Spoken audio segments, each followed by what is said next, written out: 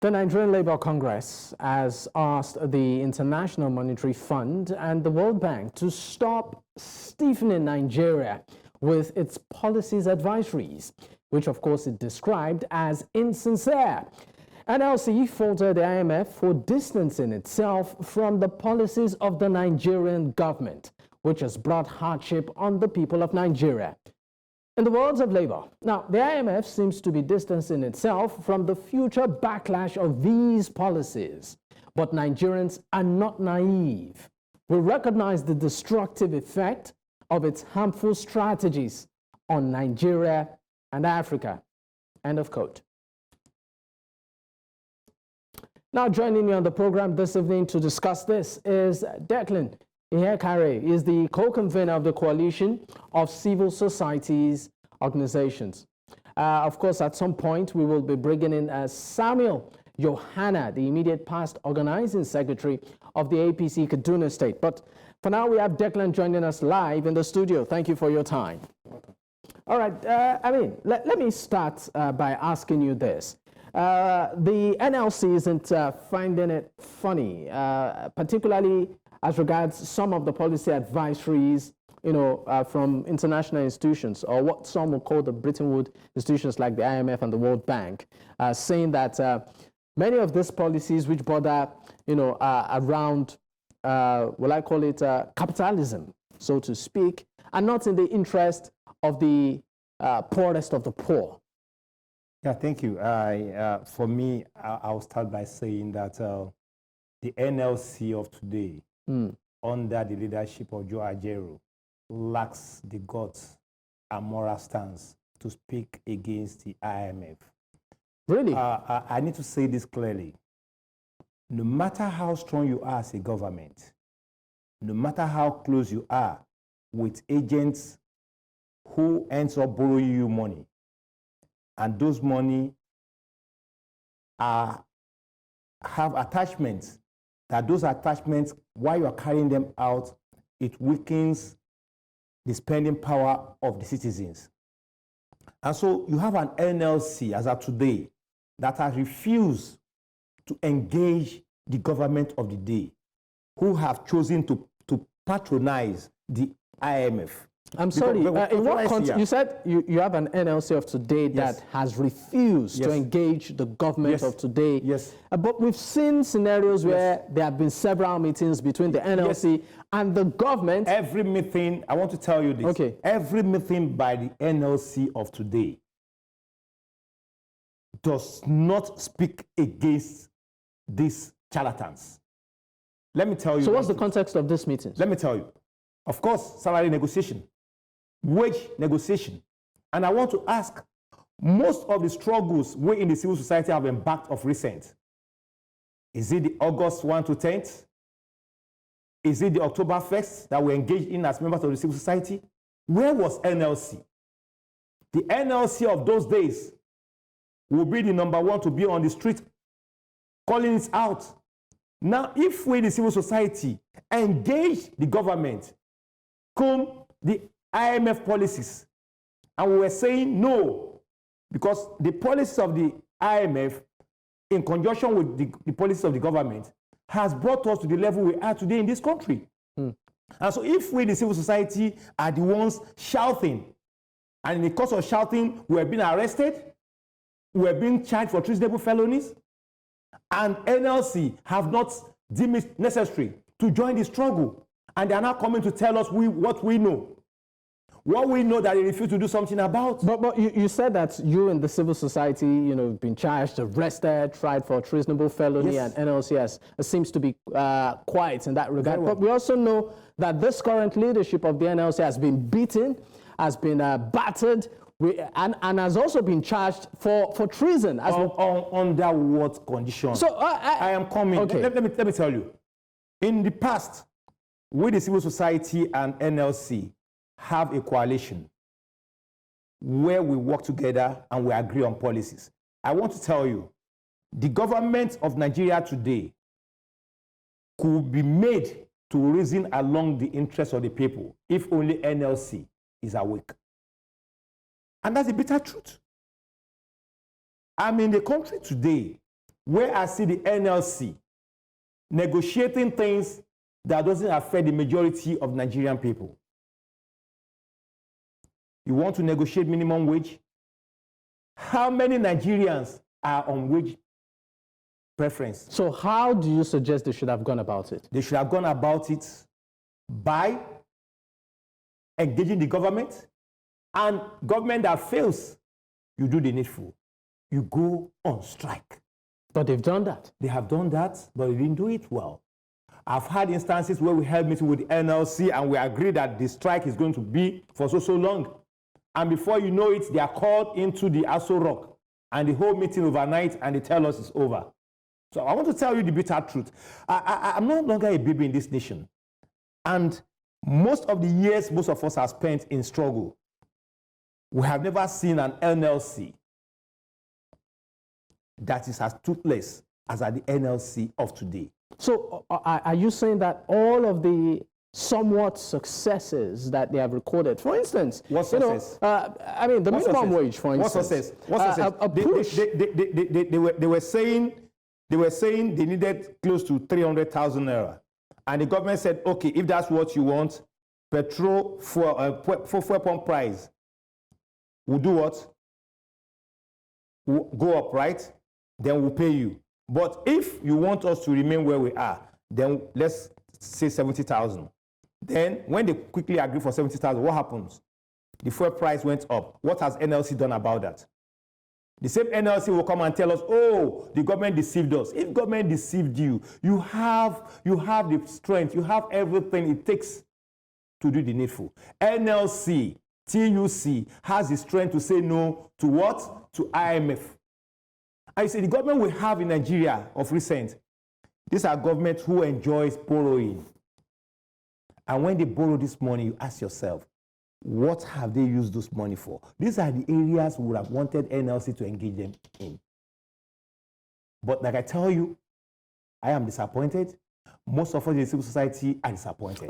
Some would argue that some issues are beyond the jurisdiction of the NLC, that the core mandate of the NLC is the welfare and remuneration of workers. That is not correct. That's not correct. Good governance is the core mandate of every pressure group in any country. Good governance. Good governance. So when you have bad governance, and everybody in this country have admitted today that we have bad governance, and so you want to be fighting for minimum wage or for the welfare of the workers, then you ask yourself, of what benefit would that be to the entire Nigerians? When they were saying the refinery should work, is that part of the mandate? If not, they were doing that to also better the lives of the ordinary Nigerian. When they were saying CNG, were they really addressing it to the workers alone? You know, they were also referring to benefit that would benefit Nigerians. I want to bring in Sam Yohana into the conversation, but before I do that, I would like you to rate the performance of the NLC so far. On a scale of 1 to 10, 10 being the highest. 0. 0? 0. Under the current leadership of Judge. Very well, 0. 0. Because they have refused to hold this government accountable. I tell you, August 1 to 10, that we in the civil society were on the street protesting. If NLC or TUC have joined, probably the banks shut. Petroleum products stopped being lifted. I tell you, the government will do something. They will shake. Let me bring in Sam Yohana into the conversation. Sam, thank you for joining us. Mr. Samuel, can you hear me? Yes, I can hear you loud and clear. All right, great. It's good to have you again on Politics HQ tonight. Now, I want to believe you. Great. I want to believe that you have been following the line of discourse. So let me throw it to you straight. What do you make of the current leadership of the NLC vis-a-vis IMF and its policies, IMF and the World Bank and its policies in Nigeria? Okay, thank you, viewer. Mr. Dabo, you see, it's unfortunate some things have happened, and it's taking a toll effect on Nigeria. The leadership of NLC is unfortunate. They've taken a stand that has seen them to be a biased trade union. You can remember a couple of times the president of NLC have been involved in back and forth with some security agents in the country, and even the ruling party have seen the president of the NLC as someone who has taken side with a particular political party and a particular presidential candidate. And you see, he who comes to equity must come with clean hands. That aside, then for the issue of IMF and their policies, you see, it's unfortunate that we found ourselves in this quagmire, because most of the policies being dished out by IMF are policies from the Bretton Woods Institute, where they milk developing countries at the detriment of developed countries. There is nowhere in the world where subsidy is not being given. There is nowhere. If you go to America, farmers are being given subsidy. There is subsidy in energy. You go to Britain, the same thing. The price of this energy gets a particular level, and if the government says that, okay, it's going beyond the rule, the government comes in and brings in some subsidy to cushion in the high cost. But here, developing countries, more especially Nigeria, where we are, they keep giving us all kind of advice and instruction that remove this subsidy here, do this here, put this here, put this here. And we all know in the last 1 year, Nigerians have been going through excruciating pain. You see, I joined this program a little bit late. The reason because I was stuck in a hold-up within town where a distance that is not supposed to take me more than 5 minutes to get to my house, I spent close to 1 hour, 30 minutes. Why was it like that? Chaos everywhere. The fuel that we've gotten at an expensive rate, you burn it in a hold-up where you're not sure where you're going to get the next one. So the earlier the better we come back from these policies of IMF, left, right, and center that have not yielded anything positive for us up to this very moment as we speak now. You see, the leadership of Labour Congress will have to review its operation. If not, I'm telling you, Nigerians will find it difficult to take them serious. I mean, because Nigerians have seen them as people that are taking side politically. And I mean, like I said earlier, he who comes here, we must come with clean hands. So you're saying that for now, the leadership of the NLC doesn't have clean hands? No. Honestly, this present leadership of the Nigerian Labour Congress have compromised, honestly. That's why, you see, they go into negotiation. At the end of the day, the negotiation will be effort in futility. Now they're saying that government promised them so many things, and up to now, they've not seen those things. In the first place, what did they bring to the table when they were going to this negotiation? And what was their fallback line in an event that some of those promises are not fulfilled? So as it is right now, I remember the last time the last fuel increment, the president of the NLC said, did he say that they were being deceived or they were, I cannot really remember the word he used when the fuel price was increased the last time. So there's so much work to be done by the leadership of the Nigerian Labour Congress, and the organized labor has a lot to do because the OPS, organized private sector, are in a fix right now. Do they go with labor? Do they rely on what labor are telling them, or do they look at the negotiation as the one that will see the light of the day? So there's so many issues. Okay, let me leave you. You said, one thing you said is that the NLC, the current leadership, needs to do some sort of retooling. I think I'll bring my question back to the studio, to Declan. Now, talking about retooling, the NLC, you know, in terms of having to get what I call it solidarity now from support from civil organizations like yourself, and a couple of others might have proven difficult in terms of cooperation. So let's say there's an announcement for a strike action or protest. Sometimes to get the buy-in of civil, societies like maybe yours is usually difficult. So there's no cohesion. I think that's a wrong understanding coming from you. The core civil society members, the real activists in this country, believes in a better Nigeria. And so when we see that things are going other way, we're not comfortable. So we're always ready to speak out, no matter who is in charge, no matter who the sheriff is in the country. And so that's why we don't have a permanent enemy, neither do we have permanent friend. But we can have a permanent friend if you're doing well. And so what we're saying now is that the present NLC as of today were the same NLC that were on ground in 2012 when Nigeria was grounded, when the fuel subsidy was to be removed by Jonathan. The same NLC. They were on ground. We were part of it. And so what has changed? And now, fuel has gone from less than 200 naira in less than 2 years to 1,200, 1,400 in some places. And the same NLC is quiet. I give kudos to Mr. Samuel. You introduced him as an APC chieftain, right? I think he has spoken well. These are the kind of people we need. In spite of the fact that he belongs to the ruling party, he has spoken well. He is aware that Nigerians are suffering.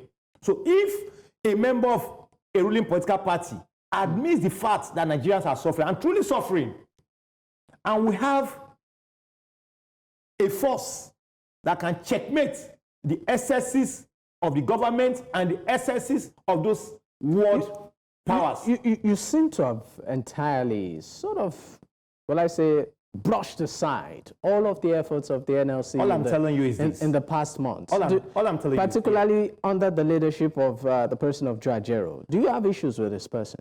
The issue I have with Joe Ajero or the current NLC borders on the fact that Nigerians have never suffered so much like this in the past, and they will speak. So what has happened? Nigerians have never suffered this way in the past. The NLC will not speak. I remember the Oshomole of those days. I remember the Wabas of those days. The government will adjust. The government will adjust. Nigerians are suffering. We're saying, bring down the fuel pump price. Mr. President never consulted before the subsidy was removed. And so, what will it take him to also do the needful, knowing fully that that alone, that policy alone, has rendered so many Nigerians, will I say, extremely poor. Extremely poor. And we have an NLC.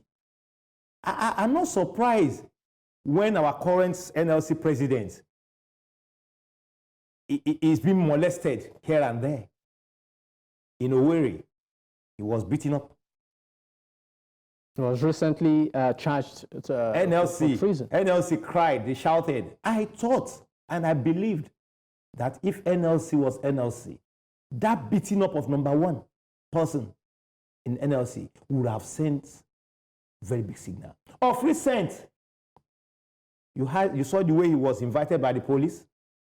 After all the bragado, he went, came back, addressed the media. Oh, I've gone, I've come back. I want to tell you, I am challenging the current NLC president to wake up.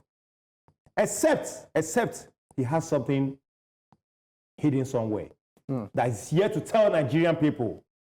And it is only in this current NLC that I see other state chapters not aligning with the national factor, with the national strata of NLC. You find out NLC federal will say we're going on protest. Okay. The state will say we're not going. Okay. I mean, you've said quite a number of things, but right now we need to go on a quick commercial break. When we return, we would of course still remain on this, but with a little bit of twist. This time around, we'll broaden the conversation to the current administration and some of its policies and activities. What do you make of it? Stay with us. Many thanks for staying with us. This is still Politics HQ on News Central Television. And I still have my guest with me. Declan Kekere is a co-convener of the Coalition for Civil Society Groups in Nigeria. We also have civil society organization, that is.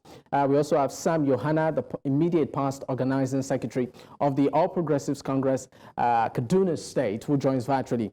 Declan joins me in the studio. Well, gentlemen, thank you for staying with me. Now, let's switch this conversation to talk about the current administration in Nigeria, which you did make reference to in your analysis, where you said Nigerians haven't had it this bad, which I concur because I'm also a Nigerian and I feel the pain myself. Recently, in a sit-down, an interview with News Central, the former president of Nigeria, Olusegun Obasanjo, said, or described the administration as one that came into power without a concrete plan of some sort. Do you share in that opinion? Very well, I share in that opinion. But in as much as I share in that opinion of former President Olusegun Obasanjo, that this government, as of today, had no plan whatsoever before coming into power. I will also say clearly that Obasanjo also has a lot to explain to Nigerians when he was in power too. He has a lot to tell Nigerians. You're saying he has a lot to also tell Nigerians. Yeah. He that must come for equity must come with clear hand. The statement he made of recent against this government, I would just say I've taken the message. But I refuse to take the messenger. The messenger is Obasanjo. I won't take him because he was part of the cabal. So are you saying he was had also opportunity? Are you suggesting he was part of the problem? He had opportunity of turning things around in this nation. Okay, I'll give you an instance. Let me quickly come in. He has a farm in Ota within Ogun State. I tell you as of today, Ogun State's road infrastructure is zero. It never started now. It started during his era. What did they do? So I take his message that this government, as of today, came in without plan. But I refuse to take the messenger. Okay, you know what? Let's listen to some of the things he said in that exclusive with News Central, particularly bordering, as regards the state of the nation at the moment, and even when he was in power. Take a listen. We'll be right back. In 1999, I made $3.7 billion in reserve. And as I've told you, we were spending $3.5 billion to service debt. That's all we had. At the same time, the reserve that was 3.7 went to $45 billion. At the same time, we had what we called excess crude. This is the amount that is in excess between what we budgeted, that we will sell the crude oil, and what we actually sell it. We had around $25 billion. Between 2007 and 2024, all that amount of money had gone, all of it. Not only that, all the money they made during that period had gone. And today, we owe more than we owed when I came to government in 1999. Why? Poor leadership.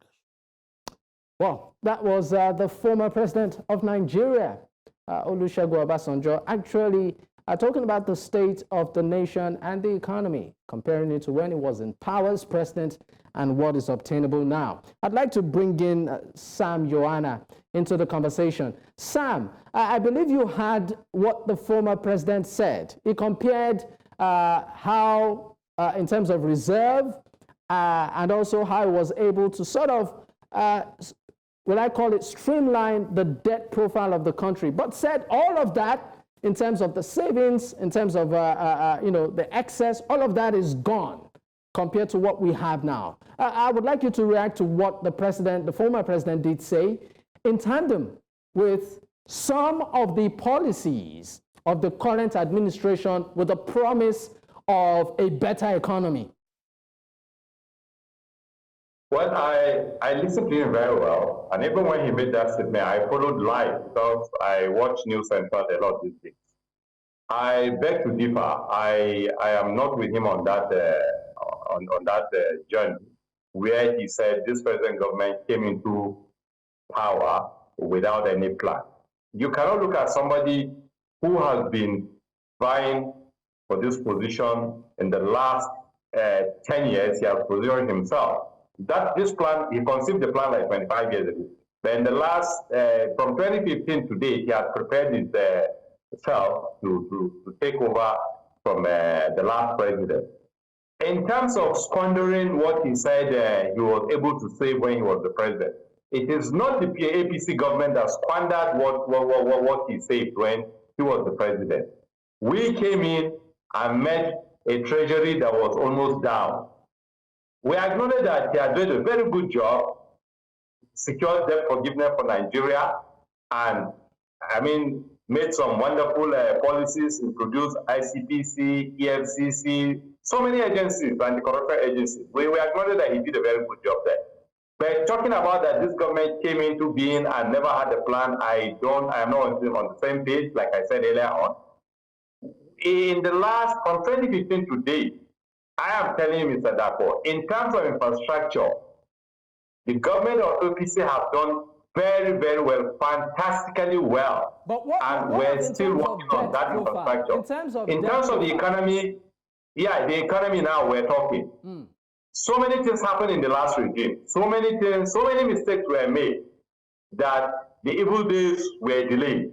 It is now that this present government is unfolding and removing that veil that was used to cover some mistakes that were done in the last regime. The policies of this present government, it's good. But like I always say, the implementation has some challenges. I said the last time I was on this show that if I was to be Mr. President, before removing the fuel subsidy, I would have made sure that I put in some stopgap measures in place.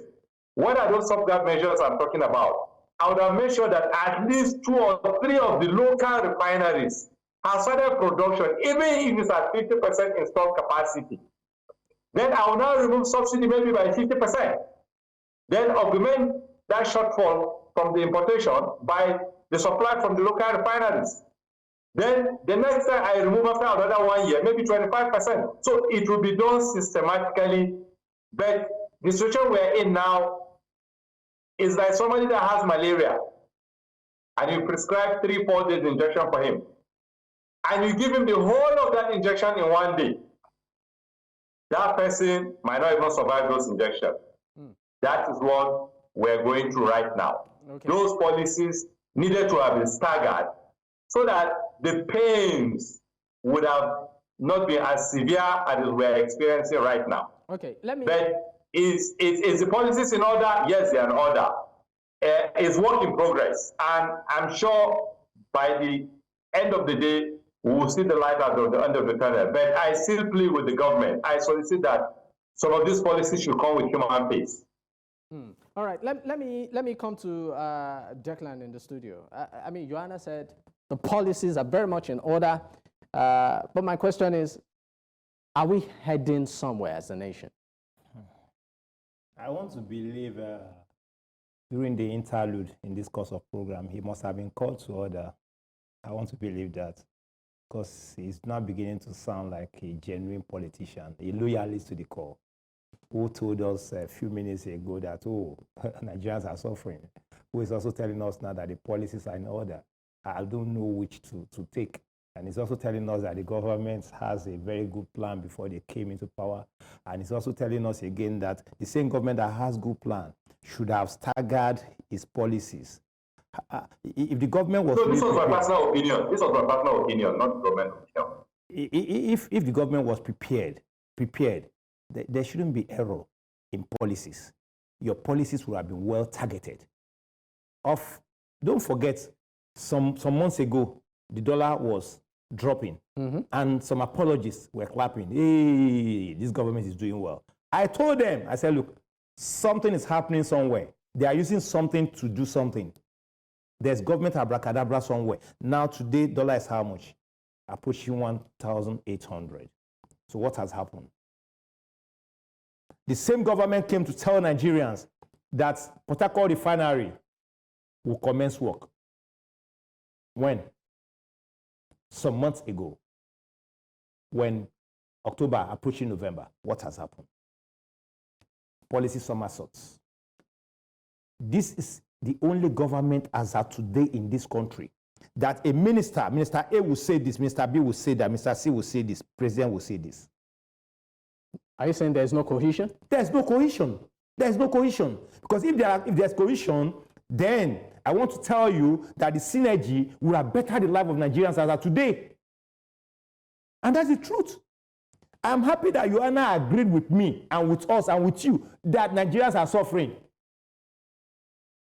And if Nigerians are suffering and we have a government that has a plan, a blueprint, they call it, that came with renewed hope mantra, and Nigerians are still suffering and we cannot see the light at the end of the tunnel, I want to see a government that will tell me as a Nigerian, as a citizen today, and tell me, oh, Declan, please bear with me.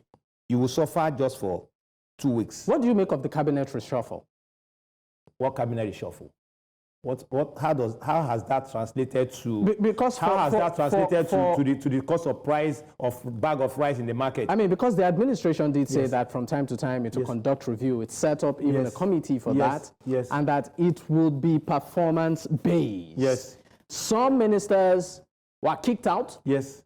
Some were reassigned. Yes. Some were brought in. Yes. Some agencies too were merged. Now, if those that were kicked out because they did not do well. Are you saying they were kicked out not based on performance? Sir, there are so many people on queue. This is cake.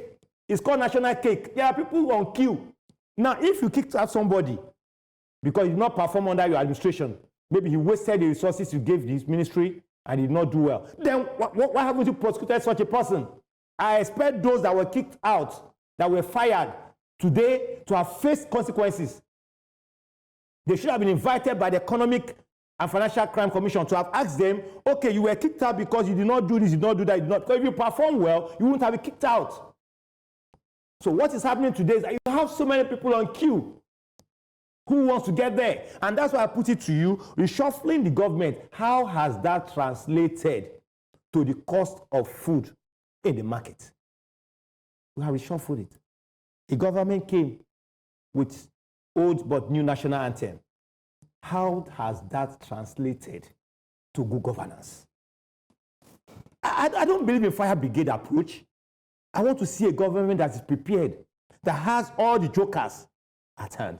Now again, just a few days ago, because Nigerians and people like us have been shouting, cut cost of governance, cut cost of governance. Mr. President came and said, okay, the convoy of a minister shouldn't be more than three vehicles. And I asked myself, how do I know if Minister A is the one on 50 convoy going?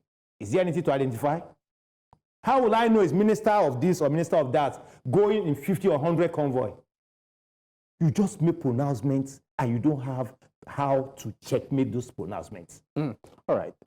We'll come back. We need to go on another break. When we return, the show continues. Many thanks for staying with us. This is still Politics HQ on News Central Television. And at this point, we are looking at this current administration in Nigeria in terms of the policies and some recent moves we've made. Part of it, ministerial reshuffle, and also what I call the retooling of some ministries. I still have my guest with me. Now, I want to bring Sam Yohana because we are pressed for time. I want to give you the right, of response to Declan, because I know that in his analysis, he did mention you. Sam, if you can hear me, I would like you to respond, if at all, to that, and what you make of the retooling of the ministers and some ministries. Okay, I understand that Sam, of course, is not on at the moment. We have lost connection with him. Hopefully, he'll be able to join us before the interview ends. But let me come back to you, Declan. Now, quickly, cost of governance. I know that before we went on break, we're having that conversation, and you seem to have deep reservations as regards the approach this current administration, is going about it. For you, it all seems like lip service and with a sprinkle of hypocrisy.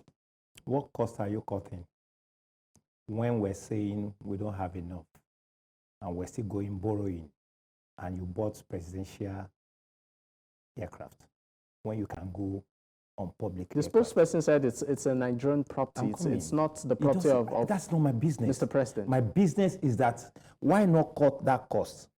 You can go on first class. We've seen countries outside this shore where we've seen presidents going on public vehicles and public aircraft. You want to cut costs? And so many billions were approved for SUVs for National Assembly members. You want to cut costs? And you spend billions of naira in renovating vice president's house. You want to cut costs? You go on medical tourism as and when you feel like. You want to cut costs? How do you want to cut costs? That the current government has the biggest cabinet, ministry, plenty SSAs, plenty PAs. You want to cut costs. That's not how to cut costs. You cut costs by living by example. And that's the truth. I love Tinubu so much, at least if not for anything, he's old enough to be my dad. So I give it to him. But his policies are anti-people. His policies are targeting the constituency I represent, the masses, the downtrodden that he came to give hope. But he keeps emphasizing that these policies will yield results and that Nigerians should. I told you something earlier, sir. If I'm sick and I've gone to the hospital and doctor prescribes drugs, I will ask him, sir, when will I start seeing changes in my system? Oh, within a week. If within a week I begin to see changes, it's either I continue with the drug or I drop and say, okay, I'm better. But this is a government that tells its citizens, in Yoruba, go and relax. It will be well. It will be well, no time. It will be well. You that is telling me I should go and relax. You are not relaxing. Rather, you are using our common resources to better your lots. And that's what I'm saying. You must be able to sacrifice. I remember clearly during the campaign, the president's wife told us, then he said, we don't need your money. My husband has got everything, all the money he needs to run this government. And I want to tell you, if my president is patriotic enough, he would have even bought an aircraft with his personal money and probably dash it to Nigerians. Because he renewed hope mantra. All right, Declan, let me bring his son to respond, if at all, and take his thoughts before we go. Sam.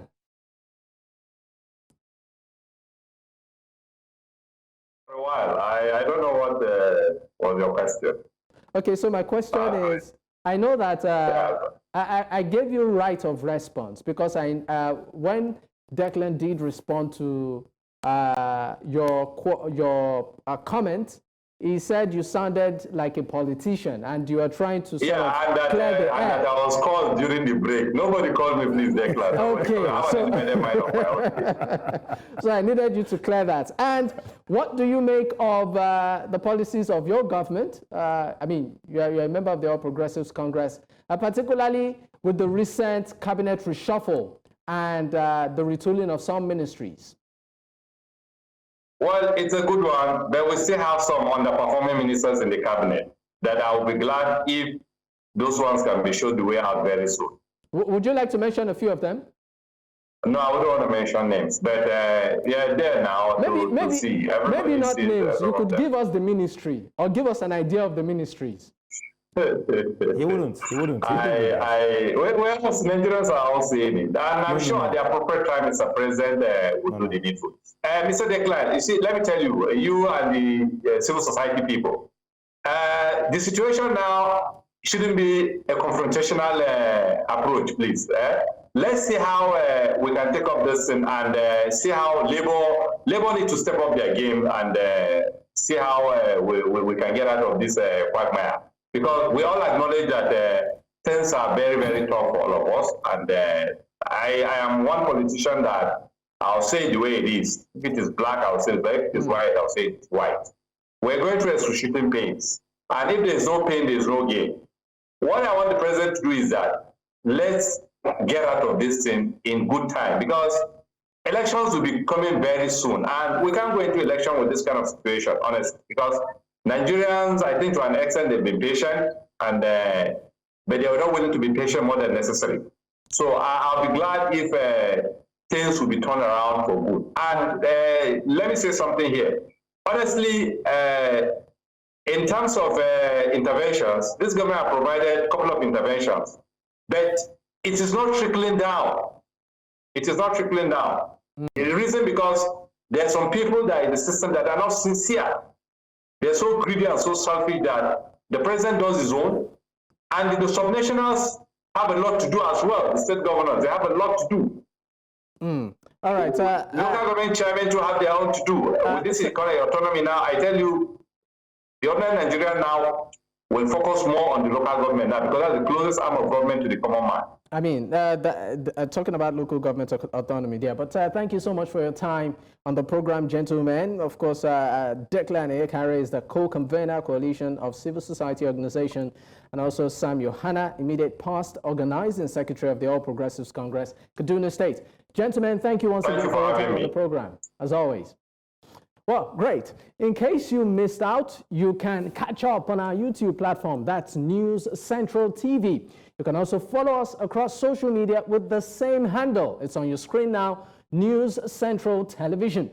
You can follow me personally at Dakbo, at Digboye, across social media. Until I come your way tomorrow, the opinion of our guest remains theirs and not that of News Central. Be a great citizen. Good night.